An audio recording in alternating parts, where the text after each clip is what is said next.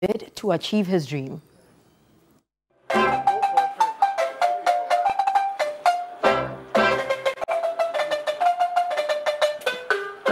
I realized that I could put up a speech for 1 hour, the best speech, or say anything or do anything.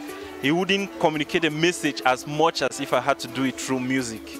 So I thought that maybe that was the best way that I had to, impact the world in my own very little way through music. Meet Obase Aboli, a Ghanaian-based Cameroonian Afrofusion singer and songwriter who has carved a niche for himself as a true Pan-Africanist and motivational musician. Inspired by other great African legendary musicians, Obase is in a class of its own with his ability to infuse different African languages and music genres with a xylophone. I try as much as possible not to copy anybody. I read a lot about Fela.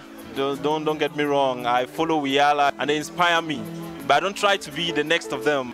But genuinely, what makes it unique and makes everybody amazed is the fact that we are seeing somebody who is called Obase Aboli who doesn't sound like anybody else. After years of persistence, Obase Aboli has finally released a 10-track album titled Ujasuma Africa. The Afrofusion singer held a listening session with some industry influencers, top radio and TV show hosts and pundits in Ghana. The album comes with songs like Africa, Elaka Obuso, meaning move on, and Banaba Africa, Children of Africa.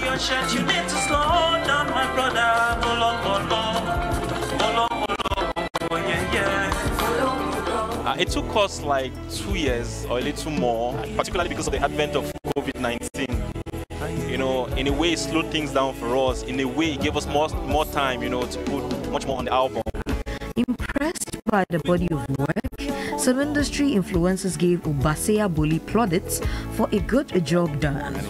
He's combined all the forces around the West African sub-region and then African countries in general to infuse in his music.